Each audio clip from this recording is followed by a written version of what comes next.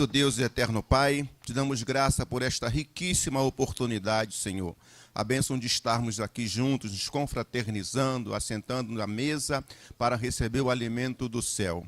Pai, que o teu servo possa estar inspirado, Senhor. Que o teu Santo Espírito possa conduzi-lo nesta ministração e nos alimentar, nos fortalecer, que saiamos daqui edificados na fé. Nós te pedimos essas bênçãos, te rogamos e te agradecemos em nome de Jesus. Amém. Obrigado, queridos. Deus abençoe a todos. Prazer tê-los aqui. Antes da gente começar, eu vou dar 2 anúncios que são interessantes. O Divani vai... eu já estou aqui, né, Divani? Está aqui, o controle está comigo. I got the power aqui. Eu tenho controle nas mãos aqui. Deixa eu ver se está ligado. Bom, para os nossos amigos internautas, quem está nos assistindo, vocês que estão aqui também, talvez alguns aqui tenham interesse, porque essa webinar que nós vamos fazer dentro da fábrica, ou apoiada pela fábrica EBD, ela também é direcionada para pais de adolescentes. Okay? Então, quem quiser ou tiver interesse, a Vanessa vai falar sobre o adolescente e a pandemia, né? Na verdade, a ideia é a gente conversar sobre os assuntos que estão afetando esse novo normal que a gente está passando, né?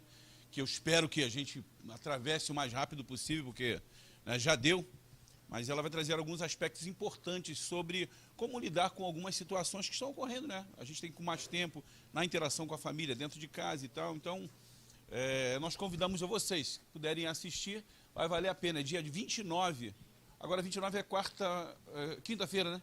Não, quinta-feira. Quinta-feira, às 20 horas. Vai valer muito, muito a pena, tá bom? E outra coisa importante também, ele está até aqui participando com a gente, está meio distraidão ali, né? Mas eu vou mostrar aqui, ó. Quem tem filho também é adolescente, hoje é só teen, né? Hoje, por isso que eu escalei eu mesmo como adolescente para poder vir ministrar, né? Sou um adolescente mais experiente, né? O Pedro Miller está aqui, nós estamos fazendo um trabalho já há 2 anos, que é o Alvoroço. O Alvoroço ele é um programa teen, né, voltado para os assuntos do universo teen, do universo adolescente. E esse ano a gente começou a fazer com um novo formato.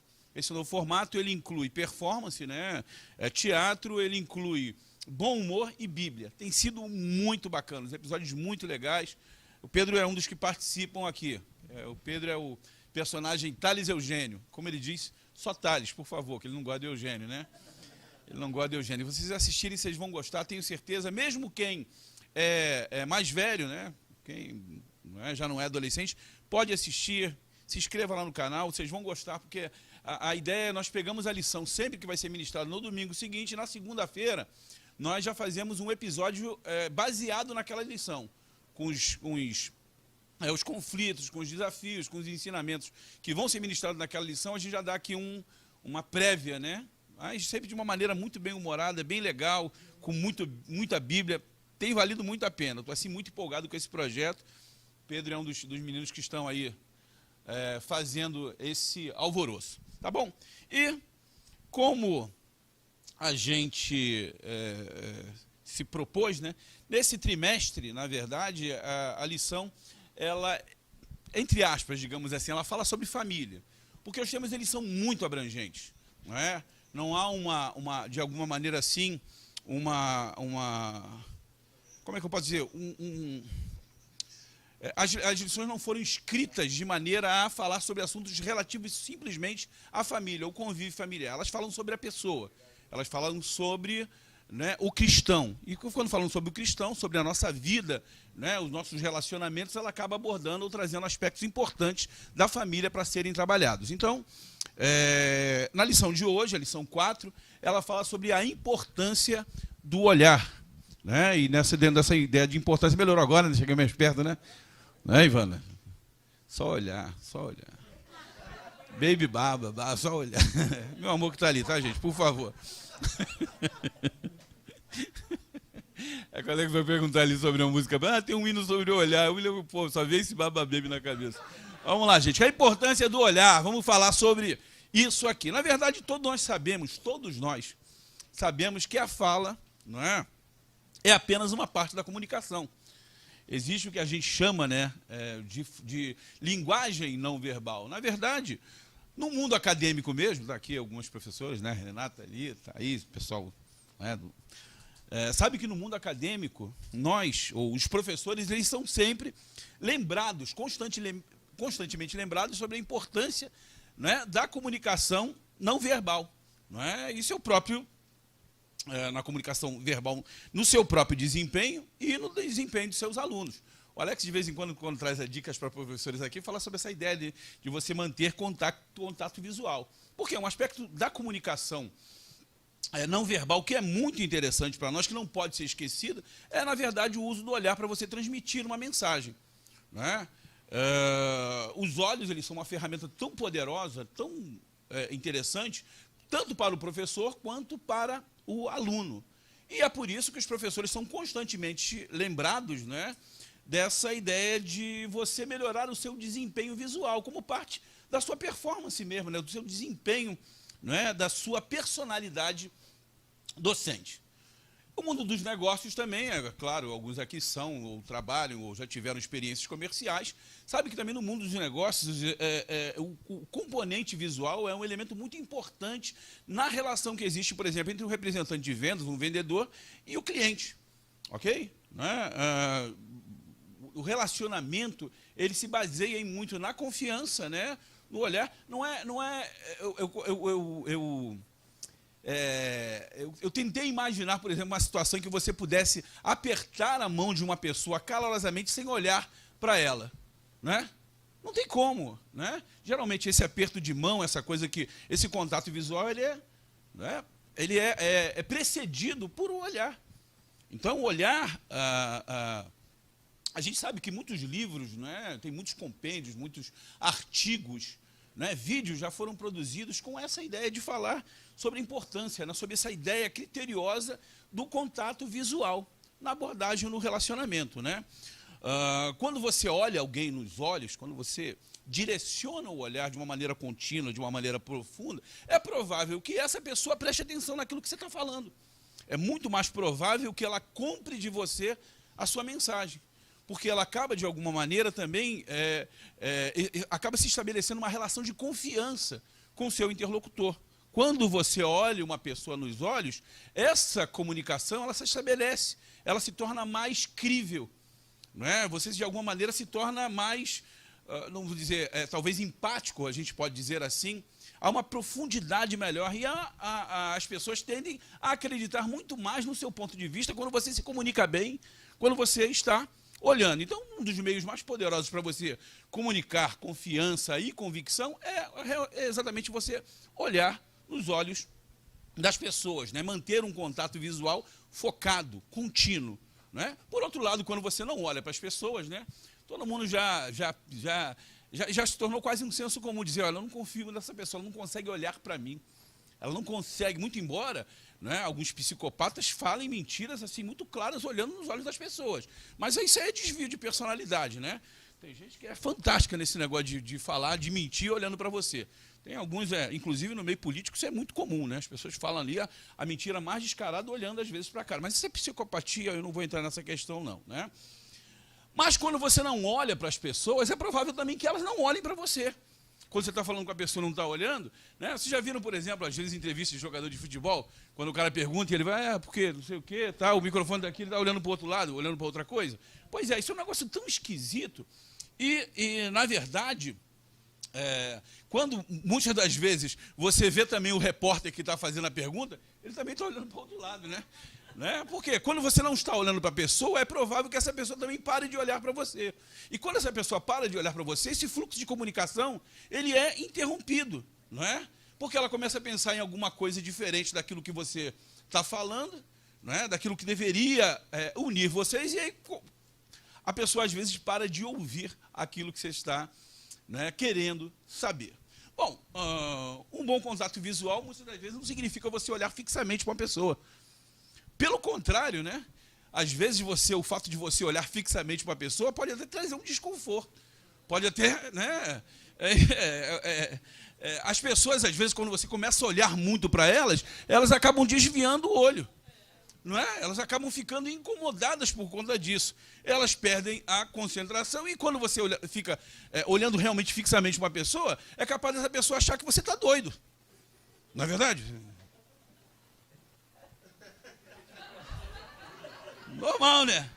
Gente, há estudos, Renato, é verdade que dizem que esse impacto da comunicação visual, esse contato visual, ele deve durar entre 3 a 5 segundos, para que você estabeleça uma confiança com a pessoa. A partir daí, como eu disse, a coisa fica mais complicada. Então, todos nós sabemos, ver se o textuário que eu passei direto, mas vamos lá. Se pôs todo o teu corpo luminoso, o próprio Jesus diz isso, não tendo trevas em parte alguma, todo será luminoso, como quando a candeia te ilumina com o seu resplendor. Mas o que a gente quer dizer é o seguinte, todos nós sabemos que encontrar o olhar de alguém quase imediatamente envolve uma série de processos cerebrais. Por conta disso, dá a ideia de que quando nós estamos olhando fixamente uma pessoa e conversando ou dialogando com ela, nós estamos, de alguma maneira, lidando com a mente dessa pessoa que está olhando para a gente. Ok? Há uma palavra na coisa de treinamento na área comercial que fala sobre rapport, que é você prestar atenção, né? Você, de alguma maneira, tende a imitar até os gestos das pessoas quando você se interessa, né, pelo seu interlocutor, pelo aquilo que ele está dizendo. Na linguagem de vendas, isso é muito utilizado.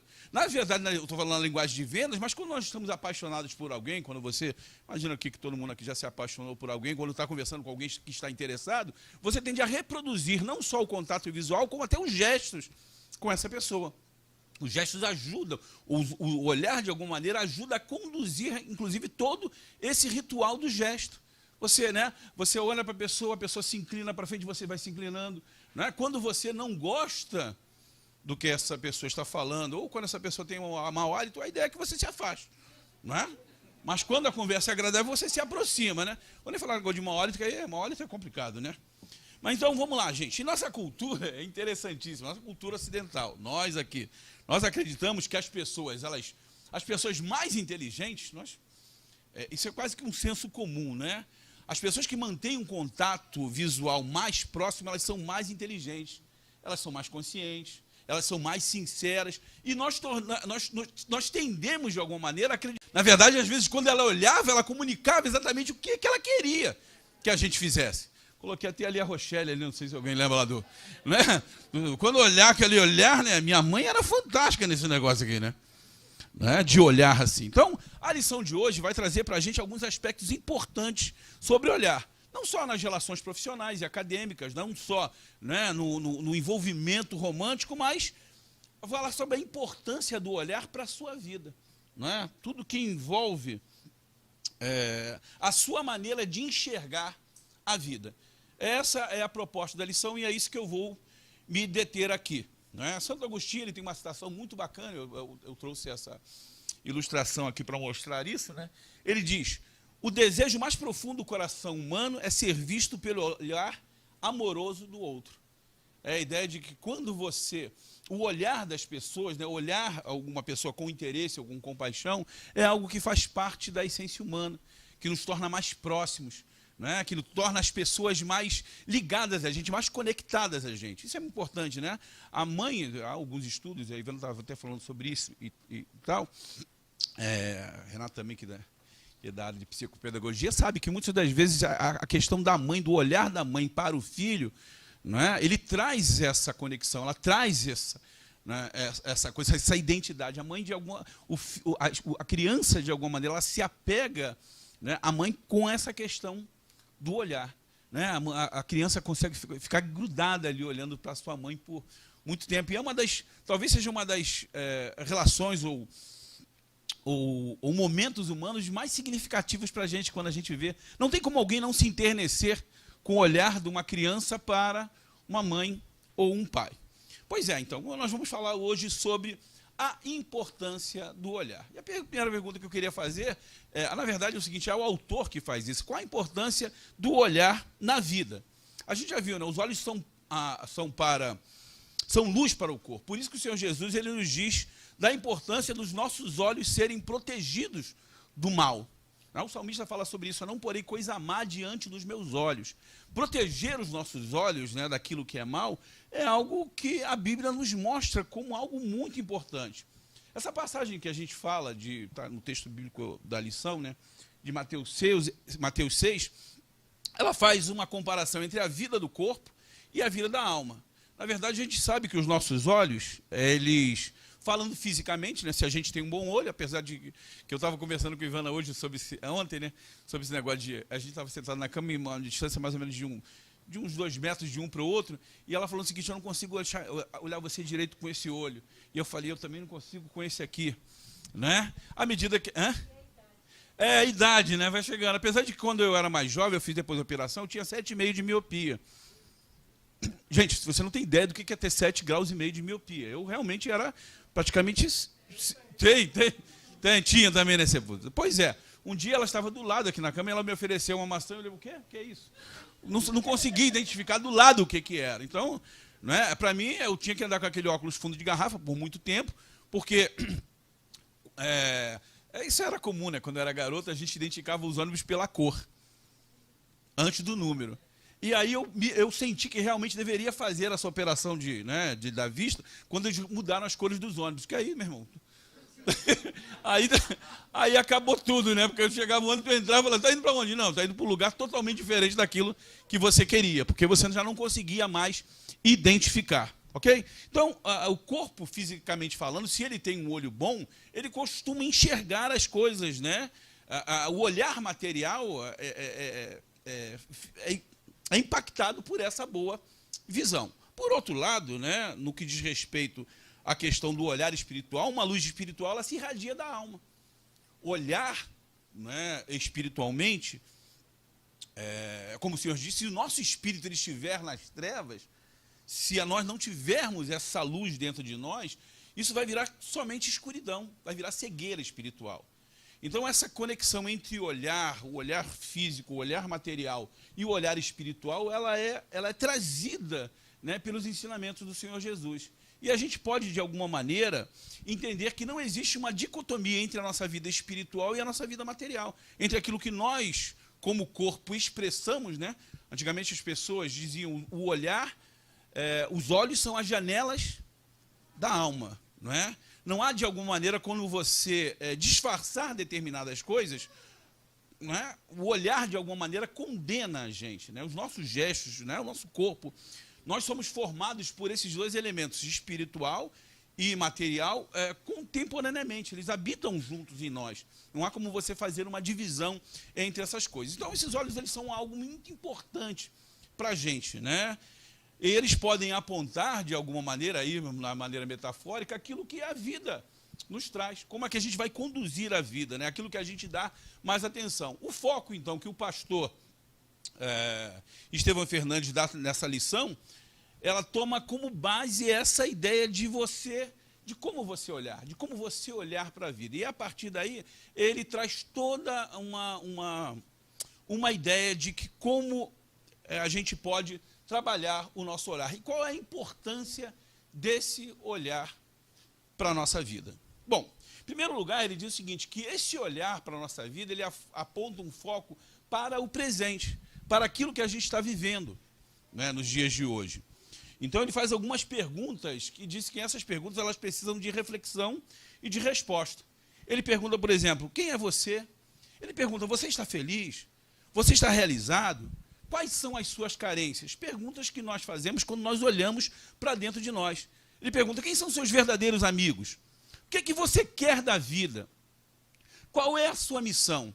Essa ideia do olhar, então, diz respeito a coisas que respondem, né, o que somos, o que devemos fazer, o que queremos ser, aquelas coisas que, por exemplo, os nossos parentes, né, tios, né, ou a nossa própria mãe, pai, perguntam para a gente quando a gente é pequeno: o que você quer ser quando crescer? Isso tem muito a ver com essa ideia do olhar. Agora, a pergunta que a gente pode fazer, no contexto familiar, nas nossas relações com as pessoas que não são mais próximos de nós, o que nós responderíamos para a nossa própria alma se a gente tivesse que fazer essas perguntas? Na verdade, nós fomos chamados por Deus para uma existência terrena, mas com foco na eternidade. Aquilo que fazemos hoje no nosso corpo, aquilo que fazemos hoje em vida, repercute para, né, o além, para a vida eterna. Então, por essa razão, no que diz respeito aos dias de hoje, olhar, saber olhar para si, né, olhar o bem e evitar desviar os olhos do mal, é um ensinamento importantíssimo para nós. Por quê? Porque quando o fazemos, né, quando evitamos, tiramos os olhos daquilo que é mal, essa luz que habita em nós, ela não pode ser ofuscada. Lá em Mateus capítulo 5, né, a Bíblia diz, assim resplandeça, Mateus 5,16, a vossa luz diante dos homens, para que eles vejam as vossas boas obras e glorifiquem o Pai que está no céu. Quando você tem um olho bom, todo o teu corpo é luminoso, todo o teu corpo comunica o bem. Quando existem trevas em você, o teu corpo, a tua vida, o teu olhar é tenebroso. Por essa razão, então, o olhar ou desviar os olhos da maldade, né, é um alerta bíblico muito importante para a vida da gente. E a partir da visão, aquilo que nós escolhemos ver, a gente pode trazer clareza para dentro de nós ou simplesmente trazer escuridão e trevas. Aquilo para onde nós resolvemos olhar, a direção do nosso olhar é muito importante. Como eu estou dizendo aqui, eu estou tentando fazer um paralelo entre a vida material e entre a vida espiritual. Na verdade, é isso que o autor da revista propõe. Se as pessoas sabem que hoje em dia a propaganda, né, as ações de merchandising, elas são sempre verificadas pela direção do olhar. Se você não sabe, você chega no supermercado, né, os produtos eles não são colocados ali de maneira aleatória. Eles têm uma direção, você tem que saber exatamente, né, existe uma espécie de diagonal de leitura que você faz quando você é exposto a uma comunicação publicitária, uma embalagem ou alguma coisa. Então, a visão ou o olhar é algo muito importante para a vida da gente. Agora, no que diz respeito à vida espiritual, qual deve ser a nossa direção do olhar? Eu vou dizer para vocês, a Bíblia diz, nós devemos olhar para o alto.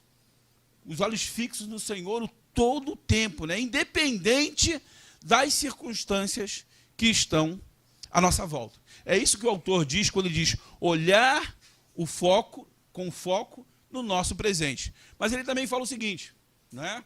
No olhar do presente, quem é você? Se você está feliz, a gente fez essas perguntas. Mas ainda, o olhar que é direcionado para o futuro. Né? A gente pergunta, onde é que nós estaremos daqui a 5 anos? Né? Uma pessoa com o olhar, ele diz, o autor, com o olhar preso no abismo da própria inércia, ele muito provavelmente ele vai ter um futuro instável. Ele não vai saber para onde vai. O futuro dessa pessoa vai ser perturbador e incerto, pois ele não consegue enxergar um horizonte. Desculpa que eu, de vez em quando, uso cancioneiro popular, né? Mas tem uma música que diz, eu não sei para onde vou.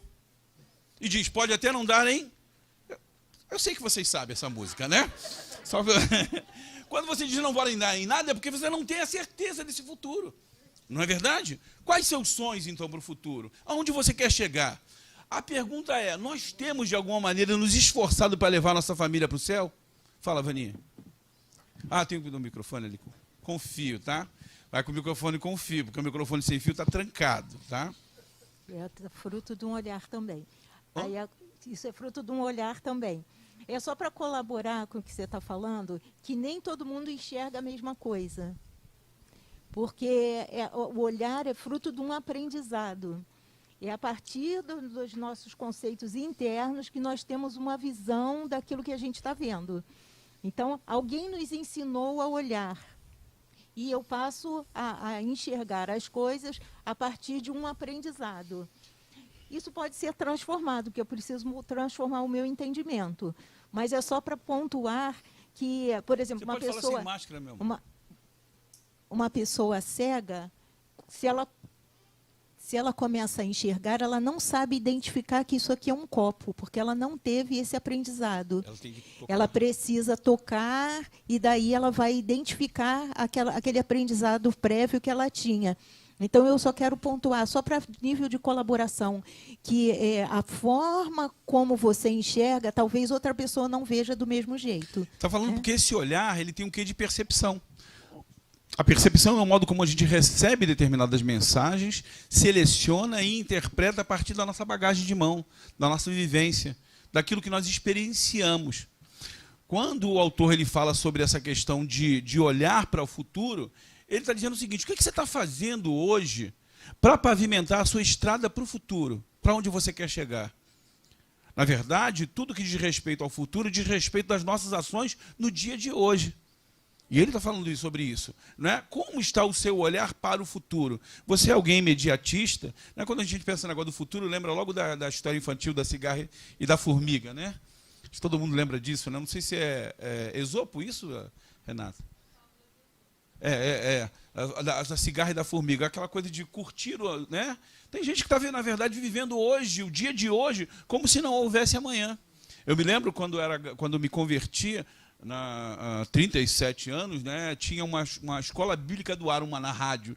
E o lema dela, o slogan dela era: viva o dia de hoje como se Cristo voltasse amanhã. Isso tem a ver com essa ideia do nosso olhar para o futuro. Mas o autor ele também continua dizendo algumas coisas importantes, que o olhar ele revela as verdades da nossa alma. Então é a partir, por exemplo, de um olhar bom, né, ou de olhos bons, que vão brotar, por exemplo, coisas como empatia. E também é por conta dessas janelas, né, dos olhos da alma, que a gente pode entender como os apaixonados conectam as suas almas. Né?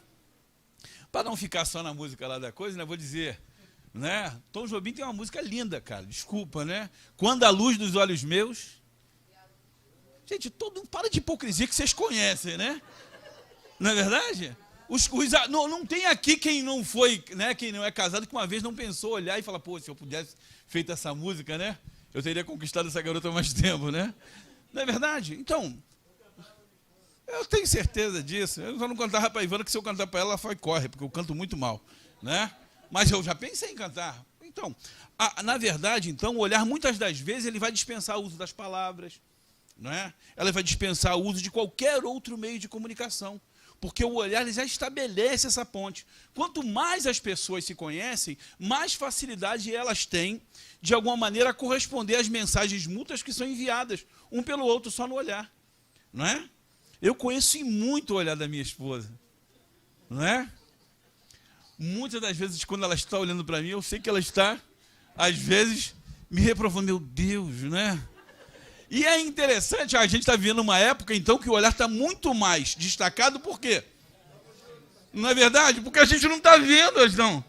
Gente, não é brincadeira, não. A gente consegue ver as expressões das pessoas. Ai, que nojo. A pessoa, né, o olho fecha.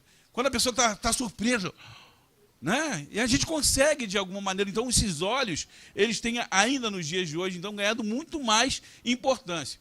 Tem um estudo recente que descobriu que a troca de olhares mútuos entre as pessoas, a gente sabe disso, eu estou dizendo, quem já se apaixonou aqui sabe, né? Cria uma espécie de fusão parcial entre as pessoas. Essa conexão que existe no olhar, né, ela se estabelece porque quando você está interessado em alguém, as pupilas se dilatam, não é? E parece que elas, na verdade, a gente se dilata e se contrai numa sintonia. Como se a pessoa pudesse fazer, nós de alguma maneira pudéssemos estabelecer essa conexão tão proximal que a gente acaba interpretando os sentimentos da outra pessoa. Então a gente sorri junto, né? Eu não vou dar mais, eu não vou fazer aqui não, porque vou gastar todo o meu repertório aqui, né? Mas o olhar, ele também orienta os nossos relacionamentos, né? A pergunta que o autor da lição faz é: você se sente incomodado em dirigir o olhar ao seu semelhante?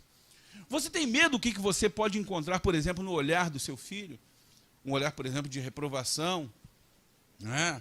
Um olhar de vergonha daquilo que você está fazendo. Você pode olhar de maneira direta no olhar do teu cônjuge. Uma das coisas mais importantes, né, a gente pode perguntar: o que é que você se recusa a ver quando você olha, né, no olho de alguém? O olhar dentro de si, ele pode funcionar para a gente até como uma espécie de freio moral. Em algumas circunstâncias da vida, eu tenho certeza que alguns de nós, tanto a esposa como o marido, já pensaram assim: se eu fizesse isso, como eu poderia olhar para minha esposa quando chegasse em casa? Se eu agisse dessa maneira, o que eu falaria, ou como eu poderia contemplar o meu filho? Então, essa coisa do olhar é muito importante.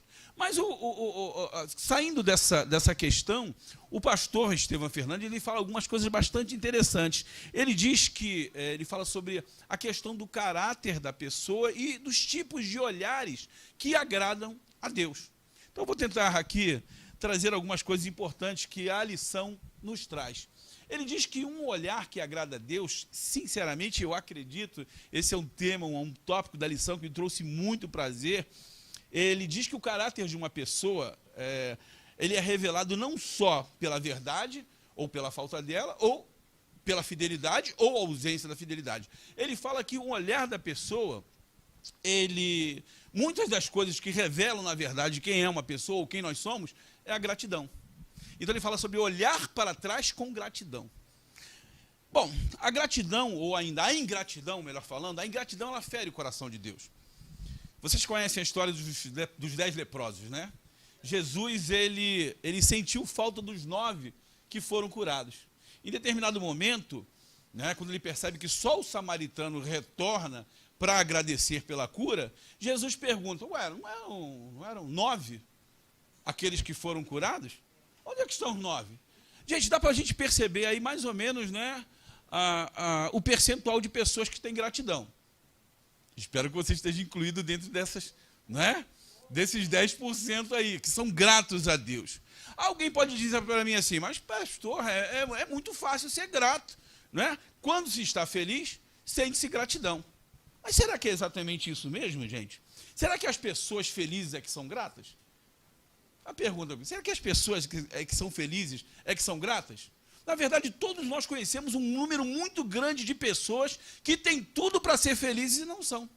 Elas têm um monte de coisas, elas têm tudo aquilo que a vida, de alguma maneira, pode proporcionar e não são gratas, não são felizes. E nós conhecemos pessoas também, por outro lado, que passam por inúmeras adversidades, que têm problemas, né? Problemas que nós próprios não gostaríamos de passar e são profundamente felizes. E a gente fica, meu Deus, como é que essa pessoa pode, né, triunfar diante de tanta adversidade e mesmo assim ser feliz? Não é surpreendente até para nós que cremos no mundo espiritual, a gente às vezes olha para a pessoa e fala, meu Deus do céu, né? Essa pessoa passa com tanta prova, mas ela passa por prova dando glória a Deus. Não é verdade? Então isso é surpreendente. A pergunta é, por que essas pessoas são gratas, Pedro? Por quê? Não responde, porque a ideia é... Isso é só uma pergunta retórica, tá bom, Pedro? Só para você entender. Porque não é a felicidade que traz a gratidão, é o contrário. É a gratidão que traz a felicidade. Gente, é interessante a gente entender isso aqui. Primeiro, a ideia de você tem que ser grato por aquilo que você tem. Eu não sei se alguns conhecem, acho que o Alex conhece, não sei se ele falou essa história uma vez. Alguém aqui já contou a história. Uma história do poeta Olavo Bilac. Você já ouviu essa história? Foi assim, acho que foi. Olavo Bilac tinha um amigo que queria muito vender uma propriedade. Não sei se vocês conhecem ele. Ele queria vender um sítio. Esse sítio dava trabalho, dava despesa. Ele reclamava muito, né? Ele dizia, eu sou um homem sem sorte. Essa propriedade aqui me dá muita dor de cabeça. Eu acho que não vale a pena conservá-la. E aí ele pede ao poeta, né, pede ao Olavo Bilac o seguinte, você pode redigir para mim um anúncio de venda desse sítio? Cara, eu quero me desfazer dele. Agora, ele acreditava que se o poeta pudesse descrever aquele sítio com algumas palavras bonitas, ia ser mais fácil vender aquela propriedade. Então, o Olavo Bilac, que já conhecia, né, o sítio do amigo, ele redigiu esse seguinte texto. Isso é uma pérola, gente, olha só. Vende-se encantadora propriedade, onde cantam os pássaros, ao amanhecer no extenso revoredo. A propriedade é cortada por cristalinas e refrescantes águas de um ribeiro. A casa banhada pelo sol nascente oferece a sombra tranquila das tardes na varanda. Meses depois, né, o poeta encontra esse amigo e pergunta, e aí, você vendeu a propriedade? Ele, rapaz, eu não pensei nem mais nisso. Né? Quando eu li o anúncio que você escreveu, é que eu percebi a maravilha que eu possuía. Sabe o que isso quer dizer para a gente? Algumas vezes nós só conseguimos enxergar aquilo que temos, né, com os olhos dos outros. Os outros é que dizem para nós, quando a gente pega emprestado o olhar alheio, é que a gente consegue dar valor àquilo que a gente tem. Portanto, uma das coisas mais importantes que a gente deve ter, pastor Roberto, é gratidão. Não é? Hoje, nós podemos fazer um exercício aqui de metaforicamente olhar para o céu e dizer, graças a Deus. Se você almoçou hoje, teve uma refeição na sua casa, diga graças a Deus. Se você pode chegar aqui, sentar-se nessa cadeira aqui e participar dessa aula, diga graças a Deus. Né? Se você tem uma família, tem uma esposa, se você tem filhos, diga graças a Deus. Não é verdade? Às vezes a pessoa recebe um salário baixo, né? Diz, Deus, esse salário aí, não diga isso não, cara. Não diga isso não. Dê valor. Diga, Senhor Jesus, eu recebi um salário. Foi o Senhor que me deu capacidade para receber esse salário. Não diga que isso é uma miséria, né? Diga, graças a Deus, Senhor, eu recebi esse salário e eu creio que eu receberei muito mais. Né? Eu creio que o Senhor vai me fazer prosperar, porque as ações de graças que nós damos, né, trazem à memória aquilo que Deus nos deu, aquilo que Deus tem nos dado. Quantas pessoas gostariam de estar aqui nesse momento aqui, sentado numa cadeira, né, como vocês estão aqui, participando desse encontro? Portanto, graças a Deus. Né? Outra coisa que o autor diz é, olhando para os lados com amor. Então eu gostaria de fazer uma pergunta. Você tem conseguido, primeiramente estou vendo que tem alguns casais aqui, né? Então, você tem conseguido olhar com amor para a pessoa que vive aí ao seu lado? Né? Como é que você enxerga o seu cônjuge, né? Eu estou com 30 anos de casado, né, menino? Com 30 anos de casado. Será que a gente consegue enxergar essa pessoa, né, como alguém que perdeu os atrativos da juventude ou como alguém que eu me apaixonaria de novo, né? Caso tivesse na pista de bobeira.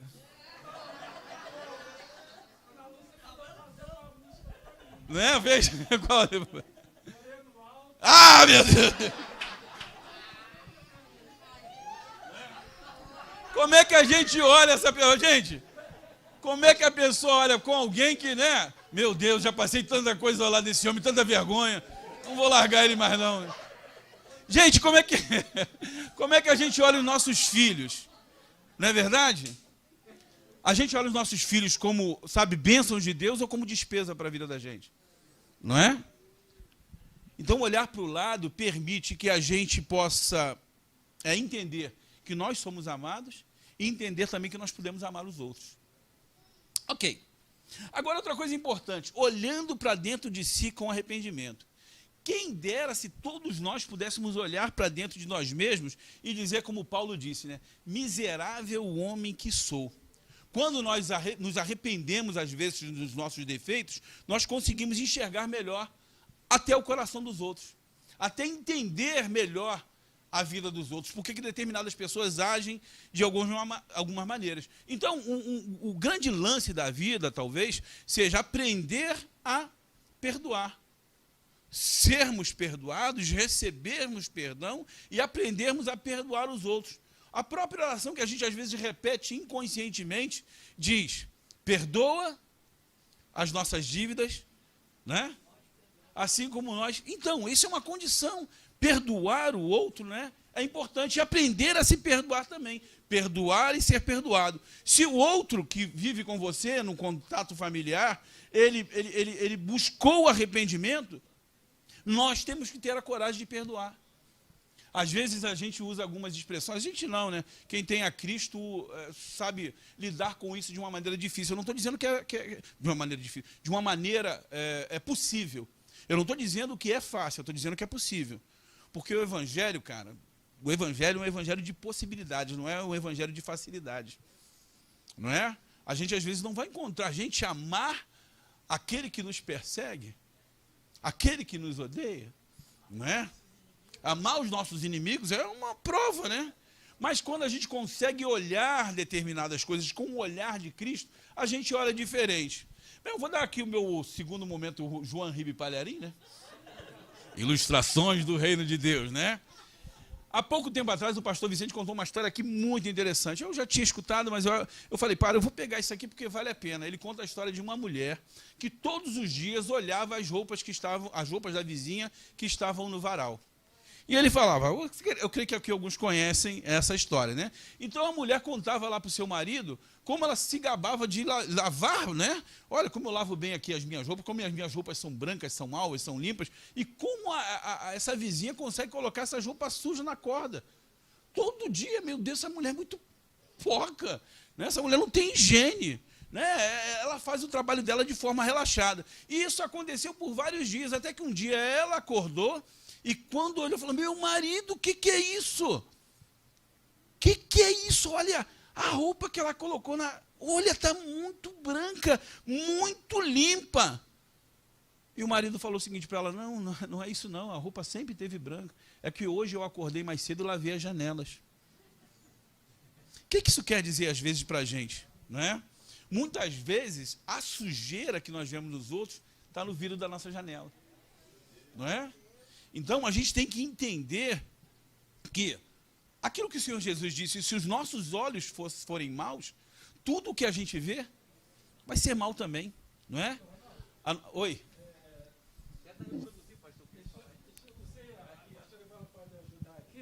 Eu não lembro, uma vez dei uma aula falando sobre isso, e geralmente quando se olha para o outro, né, que chama de projeção até, não sei se é, quando olha para o outro, que capta vários defeitos, várias coisas que você não gosta no outro, está vendo que o nosso si coração mesmo. às vezes está cheio disso. Não, está vendo a si mesmo, porque aquelas coisas que você vê no outro é só reflexo do que o seu interior está cheio.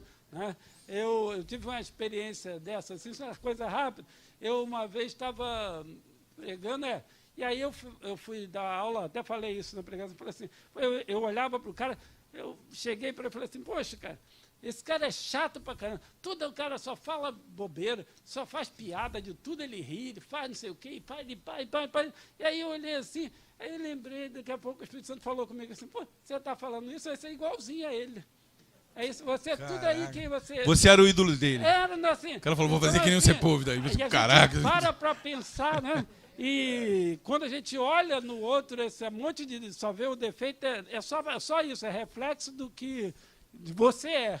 Né, que você não consegue enxergar. Na verdade, os nossos olhos só veem pela perspectiva do que nós somos por dentro. Daquilo que somos. Tem aquela frase, quando você fala do João, eu sei mais de você do que do João, porque você está falando de você coloca mesmo, isso, né? Se o nosso coração está cheio de algo, então, nós jamais vamos conseguir entender como outra pessoa enxerga ou busca, porque a gente sempre parte dessa ideia do nosso pressuposto. E existe uma coisa interessante, a gente, por incrível que pareça, sempre às vezes acha que nossa percepção, com o modo como nós enxergamos, ele é o correto, né? Eu vi uma ilustração bem bacana, Cíntia, eu ia trazer para a aula, mas acabei não trazendo, de duas pessoas olhando um número 9 e um 6. Né? Uma aqui e a outra ali. E ela, não, isso aqui é um 9, a outra, não, isso é um 6. E ambas estavam corretas. Porque essa percepção, o modo como você enxerga determinada circunstância. O que a gente quer trazer aqui, gente, no que diz respeito a esse olhar? Todos nós em família temos momentos em que nós fomos ofendidos e que nós ofendemos alguém. Não existe, né? Na verdade, em todo lugar, no trabalho, onde é que seja, onde você mantém qualquer tipo de relação social, há pessoas que magoaram e que foram magoadas. Em toda a igreja também, até mesmo aqui na nossa igreja, que não é o céu, há pessoas que foram ofendidas e que ofenderam. Pessoas que magoaram e pessoas que foram magoadas. Sabe qual é a chave da reconciliação para tudo, inclusive na família? O perdão. É o perdão. O perdão, ele é a chave que Jesus nos entrega para a gente entrar no céu.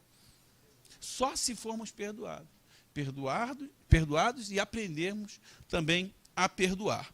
Bom, o autor ele também fala para olhar para cima com louvor.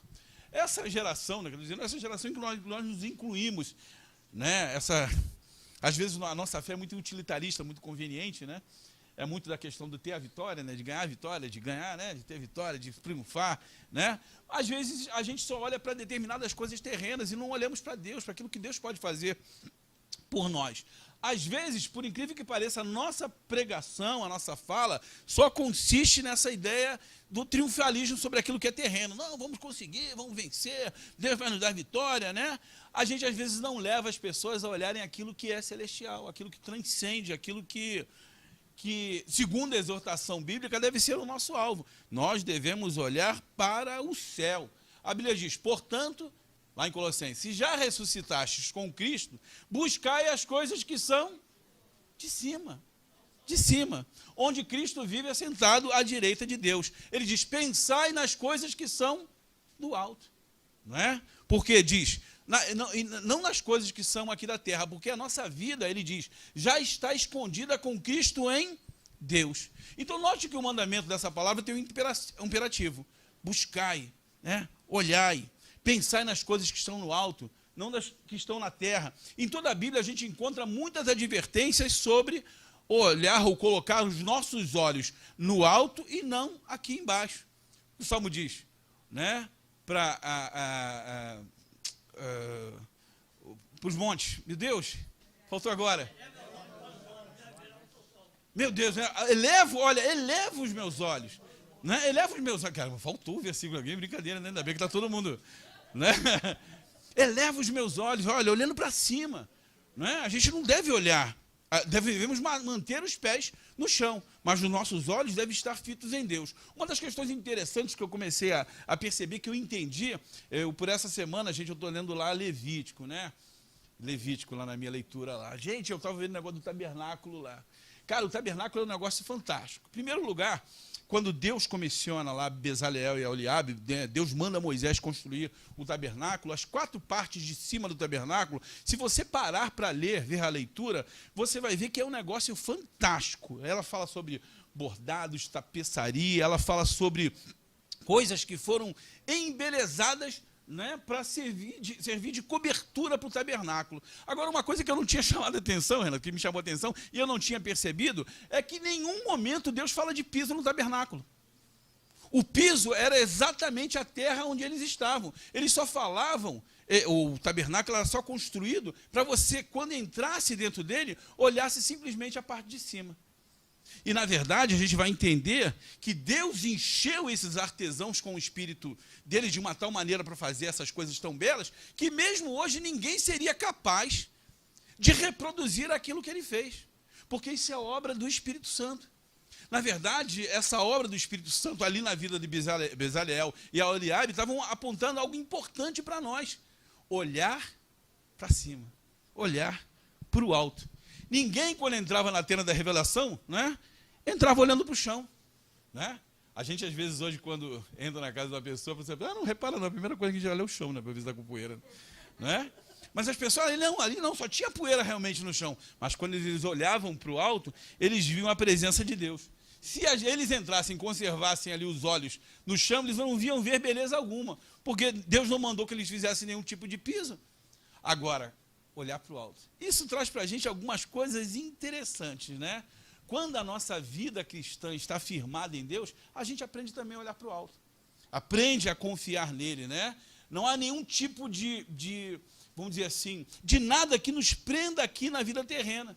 Não há nenhum tipo de preocupação com a vida terrena. Olha o que a palavra de Deus diz para a gente aqui, ó. Tendo, por favor, leiam comigo.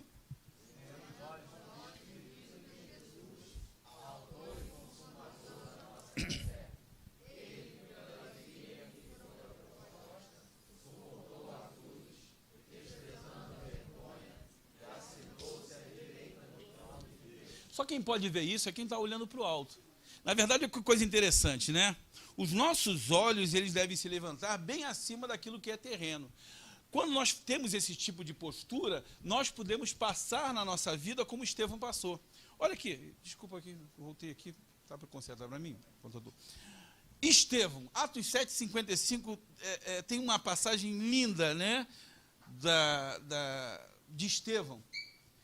A Bíblia diz o seguinte: mas Estevão, cheio do Espírito Santo, fitou os olhos no céu e viu a glória de Deus, e Jesus que estava à sua direita, e diz: eis que vejo os céus abertos, e o Filho do Homem em pé à destra de Deus. Então Estevão, o primeiro mártir, ele traz para nós uma importante lição. Quando nós estamos com os nossos olhos fitos em Deus, nós estamos anestesiados contra as pedradas que a vida nos dá. Cara, eu daria um glória a Deus, cara, se eu ouvisse isso, né? E, gente, olha só, é só você imaginar, bicho. Presta atenção assim, Felipe, se eu tivesse com muita bronca de você e resolvesse te apedrejar aqui, a primeira coisa que você ia fazer, pode acreditar, era tentar de alguma maneira se proteger, ou ainda se proteger os olhos. É instintivo, gente. Agora, Estevão, naquele momento, ele não estava preocupado em se proteger ou de alguma maneira esconder os olhos. Por quê? Os olhos dele estavam fitos em Deus. Estava olhando para cima. E quando você olha para cima, né, você não pode imaginar que uma pessoa que está sendo apedrejada vai fazer isso, né? Mas a Bíblia nos mostra que os olhos de Estevão estavam fitos em Deus, né? Então a gente acredita que naquele momento de maior prova ali daquele discípulo, ele estava ali, né, sendo apedrejado, mas ele estava sendo fortalecido por Deus e ele estava sendo anestesiado por Deus, para que ele pudesse passar aquela situação. Então, a gente entende na vida de Estevão que olhar para cima é enxergar além da dor, além do sofrimento, além dos problemas, além da dificuldade, além da provação, além de qualquer coisa que a gente possa passar aqui. Está desempregado? Está com problema? Está com dificuldade na tua casa? Olha para cima. Olha para cima. Continua com os olhos fitos em Deus. Né? Quando a gente coloca os olhos para cima, a gente reconhece que existe um Deus maior que governa tudo e que o céu é a nossa herança. O céu é a nossa herança. Né? Oi, por favor. Tira essa máscara aí, pastor. A Ivana, quando fala para mim, eu procurei a voz aqui. Né? Não sei se vocês viram aqui. Ela falou... Eu procurei. Que nem Crônica 12, 20:12, né? Que fala acerca da multidão que vinha contra Josafá, e ele falou assim, é grande a multidão que vem contra nós, e não há força em nós, porém nossos olhos estão postos em ti. A afirmação deles era essa. Quando, né, Eliseu fala, olha, abre os olhos do moço. Abre os olhos do moço, né? A gente não consegue, às vezes, enxergar que enquanto nós estamos aqui, há um exército de Deus pelejando por nós. Né? Deus está lá na nossa casa, na nossa vida, guardando as nossas coisas. Se a gente... Oi, Renata, diga, querido. Então, a gente... Não, vai, Renata, fala aqui, querido. Não sai na internet lá, não. Aí vai ficar parecendo conversa de bêbado com poste, né?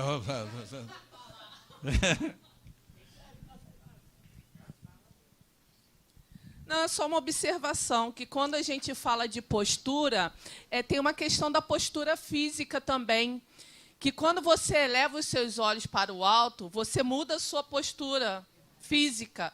Isso melhora a sua respiração, e a sua respiração melhor te dá novo ânimo.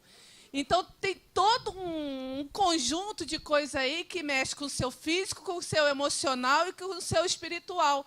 Por isso, somente eu falo, eleva os meus olhos para os montes. De onde me virá o socorro? Ele sabe que o socorro vem do Senhor. O Senhor está presente em todos os lugares. Mas quando ele toma essa postura de parar de olhar na horizontal e olhar na vertical, toda a postura dele, quer dizer, ninguém mais vê um homem cabisbaixo, abatido. Né? Você sabe quando uma pessoa está abatida porque ela está... né, curvado, olhando para baixo. Mas quando você muda a sua postura, eu penso que Deus... Por isso que Deus tantas vezes falou para Josué, para Jeremias, esforça-te, tem bom ânimo, ou seja, muda a tua postura, porque na hora que você mudar a tua postura, você vai mudar a tua maneira de enxergar o mundo. Maravilha, glória a Deus. Lindo, né? Tem algumas pessoas que não mudaram, né, a maneira de enxergar o mundo, né, ainda continuam, né, de alguma maneira carecendo da glória de Deus, mas o que acontece é que elas olham para cima porque elas colocaram, né, a televisão né, fica... Gente, o autor ainda fala, olhando para frente com esperança. Vamos lá. Que coisa... Gente, é um prazer, cara, vir aqui na Bereana. É muito bom, sabe? É a segunda coisa que eu mais gosto na igreja. A primeira é EBD. A segunda é Bereana, né? Cara, a gente fica, né, Vaninho, sem vir esse dia, fica, rapaz, não é a mesma coisa. Semana passada assisti a aula do pastor Justo aqui, uma aula espetacular. Mas assisti ali e falei, pô, não tem essa interação, não tem essas coisas bacanas, né? Que depois de ficar falando, eu tenho que incluir esse negócio aí que eu vou falar domingo, né? Eu tenho que botar esse negócio aí no meio aí, né? Aí eu chego em casa e vou ler, o que fulano falou aqui que eu posso pegar e acrescentar, né? Por quê? Porque isso é legal, né? Essa interação. Né? Vamos lá, gente. Então, olhando para frente com esperança. Quem olha para frente, olha com esperança. Está ali. Não se prende ao passado, não se prende à crise do presente. Quem olha com esperança tem sua fé nutrida pelo próprio Deus. E essa fé em Deus nos dá força para crer no incrível, ver o invisível e receber o impossível. A Bíblia diz lá, todavia, como está escrito, olho nenhum viu, ouvido nenhum ouviu, nem mente nenhuma imaginou ou ainda nem penetrou no coração de homem algum aquilo que Deus preparou para aqueles que o amam. Então, quando a gente olha com esperança, a gente aprende a olhar como Jesus olhou. E agora, então, eu queria fazer um acréscimo, uma lição do pastor Estevão, falando sobre o olhar de Jesus. Porque o olhar de Jesus, ele nos ensina algumas coisas muito, muito interessantes. A Bíblia nos traz passagens marcantes que falam sobre a vida de Jesus. Quando a sua atenção, a atenção do mestre, ela foi desviada para alguma coisa por conta de alguma coisa que ele olhou.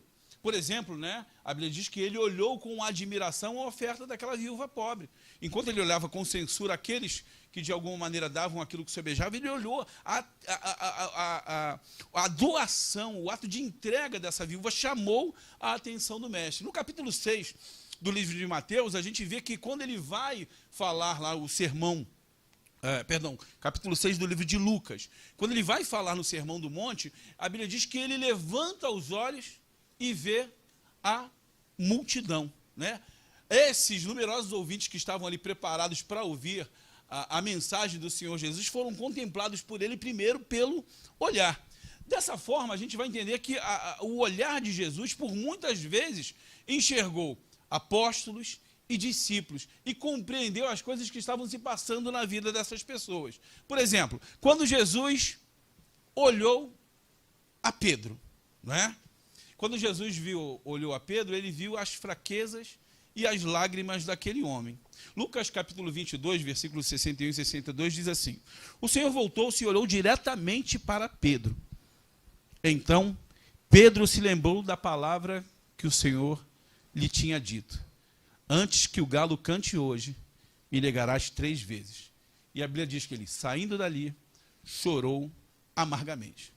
Eu acredito que essa troca de olhares, né, foi marcante para Pedro. Isso mudou completamente, né, a atitude dele, fez ele repensar tudo aquilo que ele havia passado. O olhar de Jesus é um olhar que ele nos conforta, que ele nos faz enxergar realmente como somos, e ao mesmo tempo ele nos mostra o quanto nós somos amados por ele. Porque o Senhor Jesus conhece as nossas fraquezas e ele não olha para nós com olhar de reprovação. Ele olha com olhar de misericórdia. Pedro já havia decepcionado ali o mestre. Pedro já havia traído o mestre. Mas mesmo assim, com olhar de perdão, com um olhar de amor, ele viu as lágrimas daquele homem e o perdoou. Jesus, ele vê as nossas lágrimas. E quando as nossas lágrimas caem no chão, Deus ouve. Cara, isso é lindo. Talvez a nossa família, em algumas situações, não possa ver aquilo que a gente está passando. Talvez até a nossa esposa, não é? O nosso marido, o nosso cônjuge, a pessoa que está próxima de nós. Talvez ela não consiga enxergar aquilo, ou a situação, ou ter a dimensão daquilo que a gente está passando. Mas pode ter certeza, o Senhor Jesus olha as nossas lágrimas. Ainda, quando Jesus olhou para Jerusalém, quando Jesus avista Jerusalém, ele começa a chorar. Ele vê os pecados passados daquelas pessoas, ele vê os pecados futuros, e o coração dele fica rompido. Deus é um pai tão amoroso que ele se entristece quando vê que a gente está se distanciando dele, quando a gente está perdendo o contato com ele. No entanto, de uma maneira muito mais frequente do que aquilo que a gente gostaria de ver, ou de acontecer, a gente às vezes abandona, mesmo na fé, mesmo sendo crentes, mesmo vindo à igreja, às vezes a gente abandona aquilo que Deus está nos mandando, o caminho que a gente deveria seguir, e segue os nossos próprios caminhos. E os nossos pecados, aquilo que a gente faz Deus, né, chorar. Felizmente, os braços dele estão sempre abertos para nós, para nos conduzir, para receber quando a gente volta para ele. É mais ou menos, de vez em quando eu vejo as histórias assim de gansos ou de patos atravessando ruas. Você já viu de vez em quando vídeo que tem? E aí os patinhos vão para um lado e né? A mãe vai lá e vai trazendo. Deus, ele faz isso com a gente.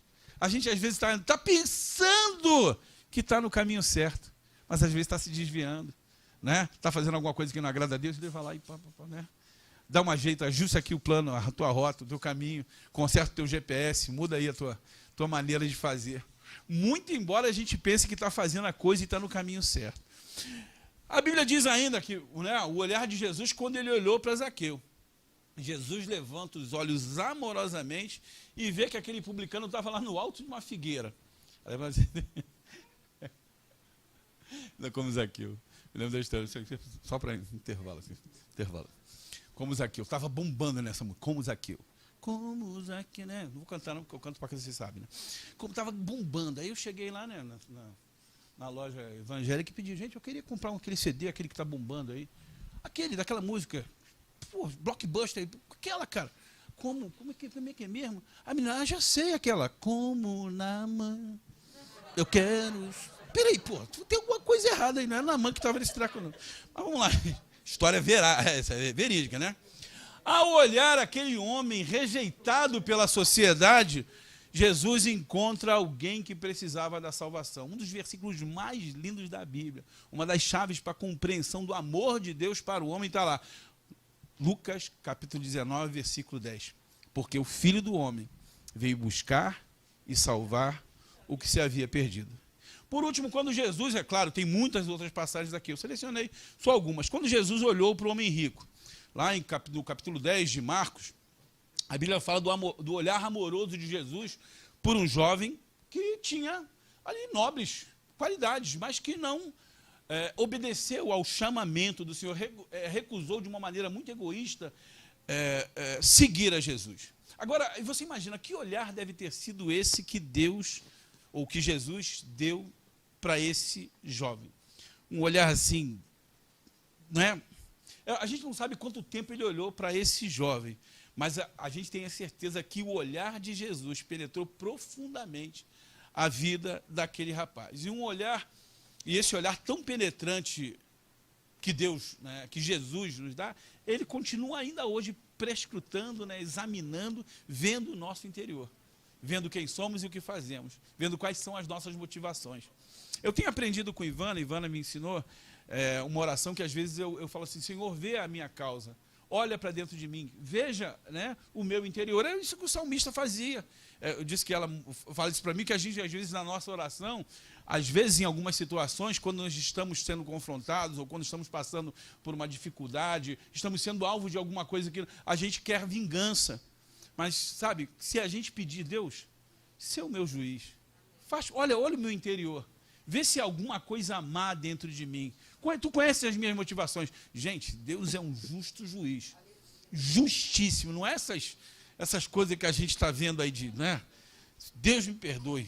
Para isso eu estou pedindo. Isso daí eu não consegui ainda aprender assim, com misericórdia, não. Se o Senhor faz justiça contra eles, não é? Queima, Jesus. Prepara e leva. Vamos lá, gente. Um bônus ainda. 5 coisas que você não deve olhar. Eu me dei tanta coisa que acabou. Eu tinha tirar um para o outro. Mas vamos lá. A Bíblia diz ali, não olheis para as coisas inúteis. Salmo 119, versículo 37 diz, desvia os meus olhos das coisas inúteis, faze-me viver nos caminhos que traçaste. Diz ainda, não olhes para as atrações do mundo. A Bíblia diz em 1 João 2,16, pois tudo que há no mundo, a cobiça da carne, a cobiça dos olhos, né, a ostentação dos bens, ela não provém do Pai, mas do mundo. Diz ainda, não olhe para o lado escuro da vida. Lucas 11:34 diz, os olhos são a candeia do corpo. Quando seus olhos forem bons, igualmente todo o teu corpo estará cheio de luz. Mas quando forem maus, igualmente o teu corpo estará cheio de trevas. 4. Não olhe para nada que o impeça de obedecer a Deus. Diz assim, se o olho fizer tropeçar, arranque-o, jogue-o fora. É melhor entrar na vida com um olho só do que tendo 2 olhos, ser lançado no fogo do inferno. Ainda, não desvie o olhar do caminho de Deus para você. A Bíblia diz, olhe sempre para frente. Mantenha o olhar fixo no que está diante de você. Provérbios capítulo 4, versículo 25. Então, partindo agora para a nossa conclusão, nós, muitas das vezes, eu queria dizer, nós mesmos, às vezes, dentro da nossa própria família, né, nós temos, às vezes, um olhar não de amor, mas de julgamento. Então, eu queria que todos nós aqui hoje, né, fizéssemos exercício de refletir um instante para aquilo que nós estamos fazendo, o modo como nós estamos olhando, né? Qual é o olhar? A pergunta, qual é o olhar que nós estamos direcionando para a nossa família? Será que nós temos com os nossos entes queridos um olhar de amor, de misericórdia, de compaixão, ou um olhar de reprovação por aquilo que essas determinadas pessoas estão fazendo? Na verdade, nós devemos olhar, às vezes, os membros das nossas famílias, né, como Jesus olhou para o jovem rico. Primeiro com amor, amar primeiro, não é? Porque foi isso que Jesus fez. Antes, Jesus não deu a esse jovem uma lição de moral, ele não o repreendeu, mas ele amou. Ele amou esse... E eu tenho certeza, como eu disse para vocês, que esse jovem nunca mais esqueceu esse olhar. Então, uma pergunta que a gente pode fazer hoje aqui, quem é o membro da nossa família que é difícil de lidar? Né? Quem é a pessoa que a gente às vezes olha e fala assim, meu Deus, isso é um estorvo, não é? Isso é um aborrecimento para mim, essa pessoa, esse parente próximo, sei lá, um irmão, um marido, uma esposa, né? Cara, ele é uma pedra no meu caminho. Quero dizer o seguinte, quando a gente consegue olhar com o olhar de misericórdia de Deus, essa pessoa que parece um problema, ela é um presente para a sua santificação. Ela é algo que Deus está colocando no seu caminho para tornar você uma pessoa melhor, para tornar uma pessoa que consegue enxergar e olhar as coisas de maneira melhor. Então, o que a gente tem que fazer em determinadas circunstâncias no que diz respeito à nossa família? E o modo como a gente se relaciona com o mundo. Dizer o seguinte, Jesus, muda. Jesus, muda. Jesus, muda o meu olhar.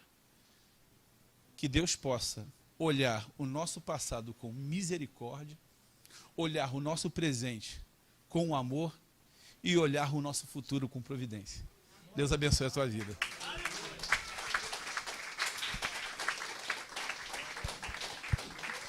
Ainda tem 14 minutos, vou cantar um corinho.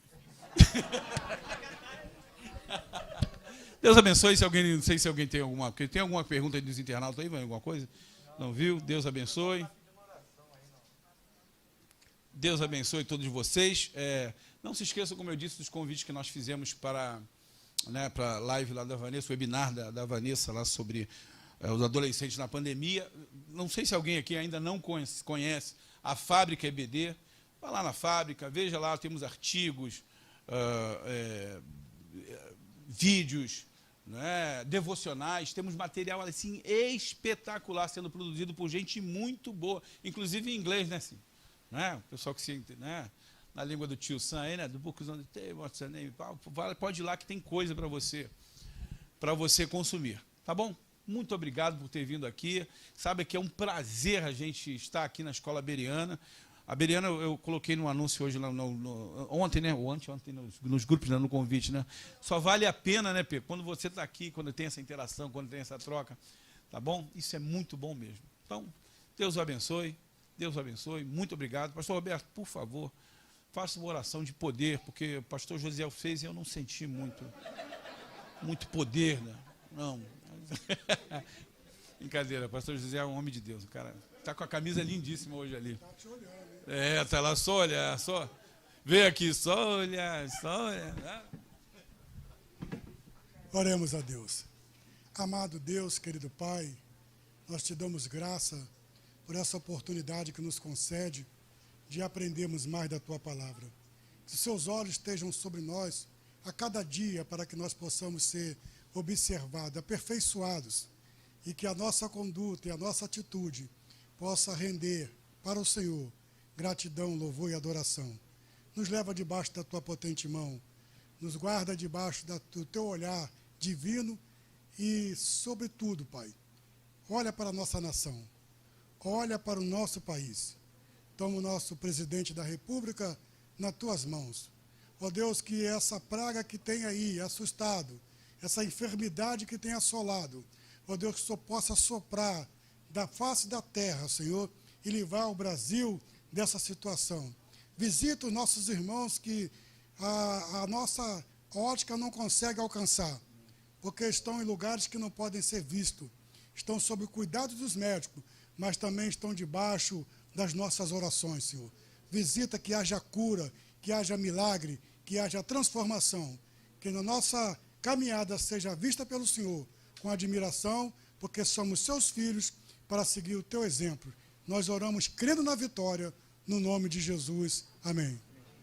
Alex, me lembrei. Sei que meus olhos... Então, aí, vocês vêm com essa playlist aí do mal, não é? Deus abençoe, gente.